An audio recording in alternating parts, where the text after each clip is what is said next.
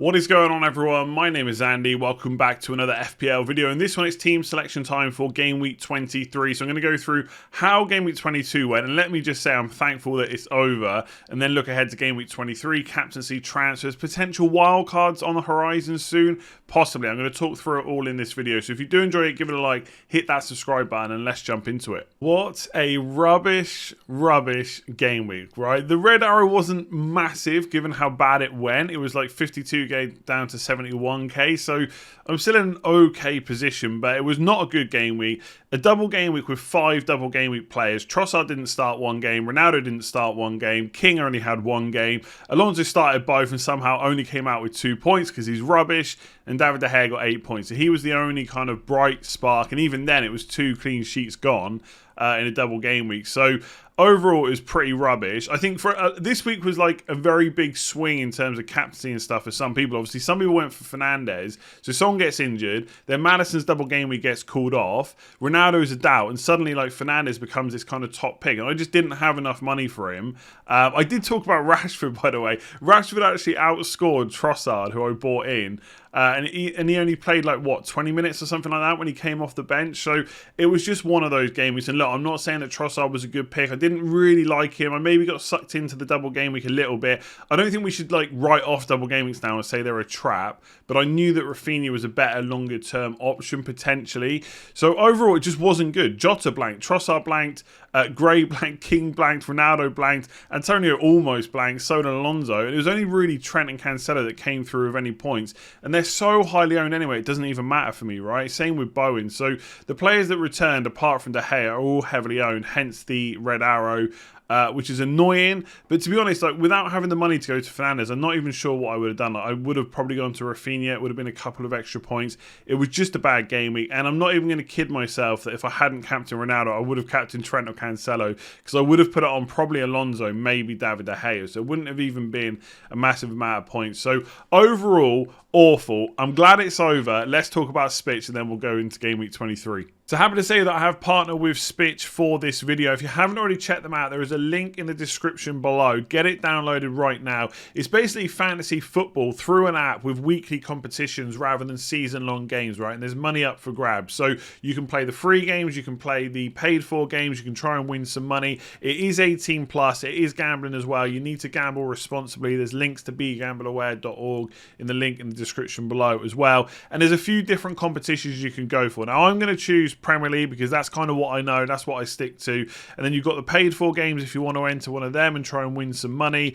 or you can go for the free games, and obviously you can enter a similar team into both if you wanted to as well. So I'm going to click in the bottom left hand corner. This is my team that I've come up with. So there's a few bargains in there. João Pedro against Norwich, Ramsey as well for Villa. They are kind of the enablers for the rest of the team. Once you've selected your team, you've got to click choose captain. I'm going to go for Kevin De Bruyne, click confirm, and then you've got to click the join button at the bottom, the green button, to join that tournament. Now mine's going to show that I need ID verification, because obviously once you've got the app downloaded, you need to get registered. Let me show you how that works. So once you've got the app downloaded, you just need to register in order to be able to enter the free games or the paid for games as well. So bottom right hand corner, you just click more, then register. It couldn't be more simple. Obviously start filling out a username. So I'll go for I love Smith Rowe, because you know that I do. Then obviously put in your email and password. And then step 2, just a few more of your personal details. So we'll put in a date of birth. Mine's the 4th of February 1975. I'm not that old, by the way, right? This isn't a legit one for me, but obviously put your correct date of birth in there. Choose your country, start filling in your name. So Andy, Let's Talk FPL, etc.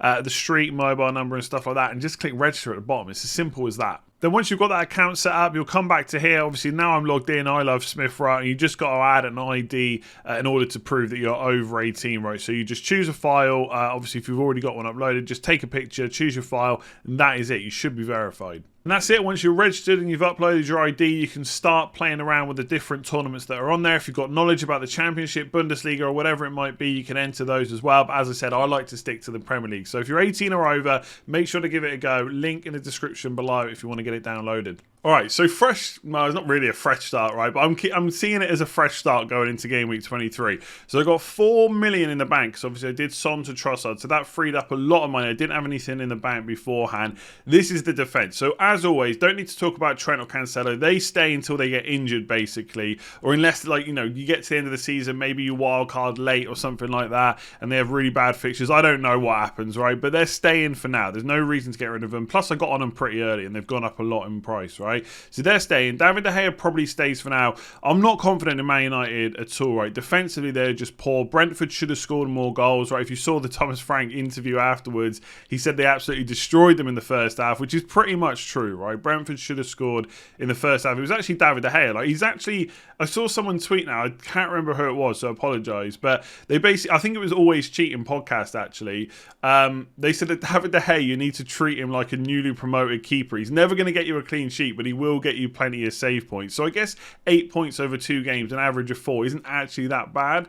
But going forward, I'm a little bit worried. I've got other concerns and stuff to worry about before I start making goalkeeper transfers. So David De Gea won't be going anywhere. I guess it's kind of good that Foster's back now and back in the team. At least he started the last game, so we're going to assume he's got his number 1 spot back going forward. I could possibly play him against Norwich, but I just do not, I don't trust Man United's defence. I definitely don't trust Watford's defence either. And I know Norwich are poor, but they managed to score against Everton. I think they could score against Watford as well. And the last time I played my kind of 4 million goalkeeper instead of my main goalkeeper, it just didn't go very well at all. And so I shouldn't necessarily think like that, making the decisions, but I don't think playing Foster over David De Gea is the right decision right now. I might change my mind by the deadline, but that's how I'm sitting. With Alonso, not happy with him at all, right? He hasn't been as good as I'd hoped. There was a few kind of good spells, a clean sheet here or there, an assist, etc. But overall, he hasn't been great. And Chelsea are not looking fantastic either. Now, Spurs is not necessarily an easy game, but again, I've probably got other transfers to make in my attack that doesn't warrant getting rid of Alonso. Now, that might change if Aston Villa get a double and that gets announced before the deadline, right? It's a really annoying situation where there is still a chance that I think when the FA Cup fixtures got released, they didn't have a game in 5:30 on Saturday. I was chatting to Ben about this. So there is a chance that they slot a replay, not a replay, but a postponed Premier League fixture game in there. And so it could be Aston Villa. Now, it might be against Leeds. I think the other one's Burnley, right? We don't know exactly which game it'll be. But I could do Alonso to Luca Dean if that happens, right? But the problem is it might get announced after the deadline, which would be massively frustrating. But I don't want to make a transfer based on a double that's not announced. I just don't think that's a good play. So chances are, because I've got other transfers to make, Alonso will get one more game. But as it stands right now, I think the only 2 players that I'd probably look to move him on to are Luca Dean, possibly, or maybe just going for double Man City defence and going for Laporte or Diaz. But for now, I think my defence will probably stay. I don't see me making any transfers unless a double game week's announced. In some ways, I look at my midfield, right? It's got Trossard, it's got Gray, and I think it's pretty bad. I don't think it's that far off being okay, and I don't want to just panic too much about what happened in 22 and kind of make bad decisions going in 23. I've already made one bad decision last week bringing in Trossard. Maybe there's a bit of hindsight in that, but I don't want to make another one this week, right? So I'm looking at that midfield. I think Jota's okay to start for now. Obviously, once Mane and Salah are back, which won't be that long now for Liverpool, there is a chance he gets a bit more rotation because obviously Firmino's in the team. But we have to remember that Jota started a lot of games before they went away to African Cup of Nations, even when Firmino was back fit. Now, that might have been because Klopp wanted to absolutely make sure that Firmino was up to full fitness because he was about to lose 2 of their best players. But Jota has started a lot of games this year, so I'm not really panicking about him just yet, even when Salah and Mane are back. I kind of want to see what happens, right? Bowen's fine. I even think he's probably okay this week because Man United defence has just been that bad. But obviously going forward, West Ham's fixtures are good. And I'm okay with Foden too, right? I know he's been frustrating for people. He's not been starting, then he's been ill, he's not even been in the squad. And when he has started, he's been a little bit hit and miss about whether he gets the big score or not. But I think if he's going to start kind of 2 or even 3 in the next 3, they're really good fixtures. So I'm okay with those 3, right? My main concern, I guess, is Trossard and Gray. And obviously, I need Salah back as well. So I had a look at the fixtures. the Game Week 24 deadline is not till the 8th of February. So there's a little bit of a gap between 23 and 24 because of the FA Cup and stuff like that. So it's a midweek game week on the 8th. But Liverpool don't play till the 10th. Now, African Cup of Nations fixtures, the third place playoff and the final are both on the 6th of February. So if Egypt get that far, where they've got to play in the third place or the final, then Salah potentially might play on the 6th of February for the African Cup of Nations and then have to make it back for the 10th of February. Now, he obviously can make it back. He can jump on a flight. But whether he's fit enough to play, we don't know. If he goes out before that stage, so he doesn't get to the third place playoff or the final, then he's almost certainly going to be back for Game Week 24. So I'm kind of planning that he will be back for this game week, right? Not for Game Week 23, fair enough, but he'll be back for 24. So that's in my thinking as well. So I think for now, Foden, Bowen and Jota stay. I actually, as much as I don't really like Trossard that much, I don't think I need to get rid of him this week because I don't necessarily need to play him, which I'll come on to in a second.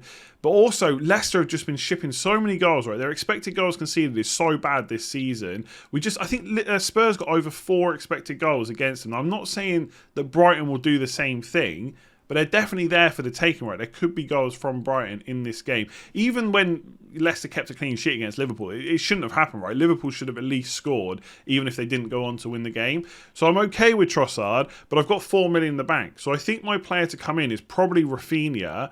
So my transfer could be Gray to Rafinha, and then just play Rafinha and bench Trossard. I don't need to take hits to get rid of them because I've got an okay strike force. So I think that's what my transfer is going to be as things stand, right? If Villa get a double game week, it's completely different. But right now, probably Gray to Rafinha, and I'll just bench Trossard for this week and just see if he gets a double game week and now soon or something like that. So adding in the forwards, right now there's a lot to talk about here. There's transfers this week, transfers next week, and why I'm kind of got the wild card in the back of my mind, but not necessarily going to use it. So let's start with captaincy. I've got to be honest, I'm not completely happy about captaining Ronaldo this week. I just don't think West Ham's going to be a great game. I don't think Man United played that great again last night.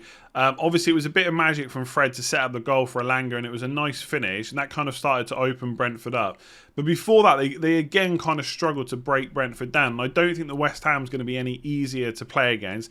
And obviously, there's something, I don't know, maybe it was just frustration from last night getting brought off, but I wonder if there's just something more there, that Ronaldo and Rangnick just not getting on or something. But Ronaldo comes off, and he's just constantly bleating on about why he was the one brought off. I'll tell you why, he was rubbish. He had a rubbish game last night. I know the chest down to Fernandes for the first goal was good, but ultimately he did not play that well. So it was probably right to bring him off, and maybe it was because he didn't want a reoccurrence of the injury and stuff like that, but he did change things up just to kind of secure the result. So I'm not completely happy about it, but I don't know who else I would captain, right? So King against Norwich, I'm just not sure about. I think it's a good fixture, but I don't really want to captain King. Even though Antonio and Bowen are probably okay against Man United, I just don't see me captaining there either. Maybe Jota, but Crystal Palace can be stubborn. The one that I kind of want to switch it to is Phil Foden. But as always, just am I 100% confident that he's going to start? I feel like he probably will. So he could be an option. I mean, to be fair, Trent and Cancelo could also be options as well. But I always like to keep it on an attacker. So I could switch to Foden, but right now it's on Ronaldo. Now, I don't see myself selling any of these forwards this week. Ronaldo is my make weight to get Salah back, right? Obviously, he's like 12.5 odd million. I got a lot of money in the bank. So even if I do Gray to Rafinha, I've still got a lot of money left over.